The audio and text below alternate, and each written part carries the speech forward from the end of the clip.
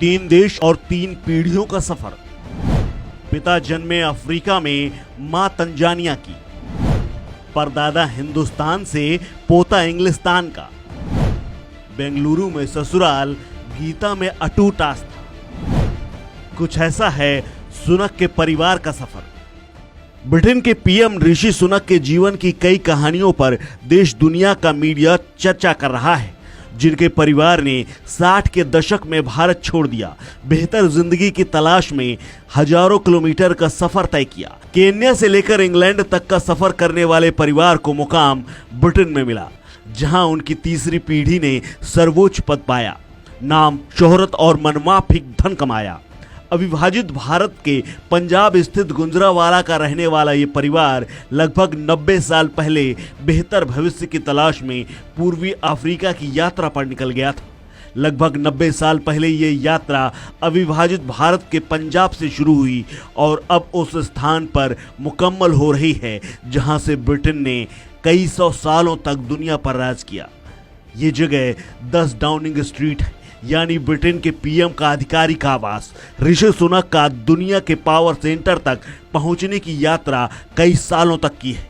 कई पीढ़ियों के संघर्ष की कहानी भी इसमें शामिल है। बात लगभग 90 साल पहले की है।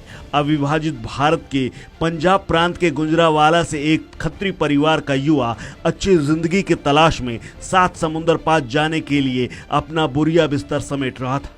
खत्री पंजाब का वो समुदाय है जिसका कभी बिजनेस में दखल रहता था। इसके साथ ही ये परिवार बही खातों और क्लर्की का काम बढ़िया से कर लेता था।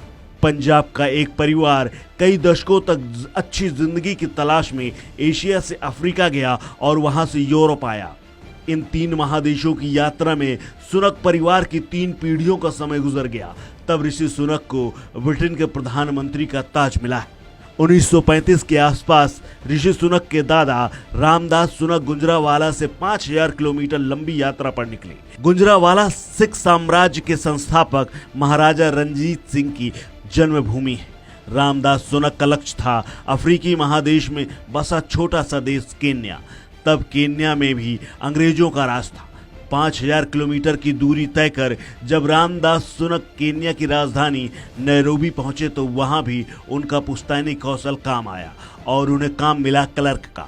ऋषि सुनक की दादी सुहाग रानी सुनक गुजरांवाला से दिल्ली आ गई थी। दिल्ली से वो अपनी दादी के साथ 1937 में नैरोबी पहुंची। रामदास सुनक और सुहाग रानी सुनक के 6 बच्चे हुए, 3 बेटे और 3 बेटियां। ऋषि सुनक के पिता यशवीर सुनक का 1949 में नैरोबी में जन्म हुआ था। 17 साल की आयु में ऋषि के पिता यशवीर सुनक का दूसरा और सुनक परिवार ने तीसरा महादेश लांघा और ये अफ्रीका से ब्रिटेन आ गए। ये साल 1966 का था।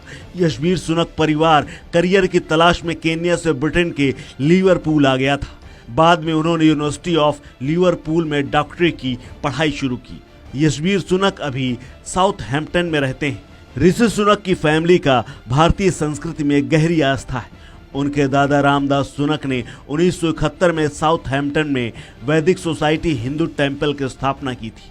1980 के दशक में ऋषि के पिता यश इस मंदिर के साथ ट्रस्टी के रूप में जुड़े रहे। यहाँ उन्होंने लोगों को भोजन करवाया था। ऋषि सुनक के माता पक्ष की बात करें तो उनके नाना रघुवीर बेरी भी पंजाब के ही रहने वाले थे। बेहतर करियर की तलाश में वो बतौर रेलवे इंजीनियर तंजानिया चले गए थे। ये क्षेत्र अभी तंजानिया के नाम से ही जाना जाता है। यहाँ पर उनका विवाह 16 साल की सुरक्षा से हुआ था। 1966 में ये परिवार ब्रिटेन आ गया, लेकिन इसके लिए सुरक्षा को अपनी शादी के गहने बेचने पड़े थे। इस कपल को 3 बच्चे हुए। इन्हीं में से एक थी ऊषा सुनक। ऊषा सुनक ने ब्रिटेन में फार्मासिस्ट की डिग्री ली थी। ब्रिटेन आकर रघुबेरी ब्रिटिश सरकार के रेवेन्यू विभाग में नौकरी करने लगे। रघुवीर बेरी को उनके काम के लिए ब्रिटिश सरकार ने सम्मानित भी किया और वे order of the British empire के सदस्य नियुक्त किए गए। 92 साल के रघुवीर बेरी अभी लंदन में ही रहते हैं। बेरी परिवार के दूर के रिश्तेदार अभी पंजाब के लुधियाना में बसे हैं। ऋषि के माता पिता उषा और यशवीर ब्रिटेन में ही एक दूसरे से मिले थे। 1977 में लेस्टर में उनकी शादी हुई थी। 1980 में दोनों साउथहैम्पटन में ऋषि सुनक को जन्म दिया था। भारत से ऋषि सुनक का दूसरा और सबसे अहम कनेक्शन है उनकी पत्नी अक्षता। ऋषि सुनक की शादी इन्फोसिस के को फाउंडर नारायण मूर्ति की बेटी अक्षता से हुई थी। उनकी 2 बेटियां हैं अभी, एक का नाम कृष्णा है और एक का नाम अनुषा। उनका ससुराल बेंगलुरु में है, जहां ऋषि सुनक अपनी पत्नी और 2 बच्चों के साथ अक्सर आते जाते रहते हैं और बेंगलुरु से उनका खास लगाव भी है। इस खबर में फिलहाल इतना ही। अपडेट्स के लिए बने रहिए वन इंडिया हिंदी के साथ।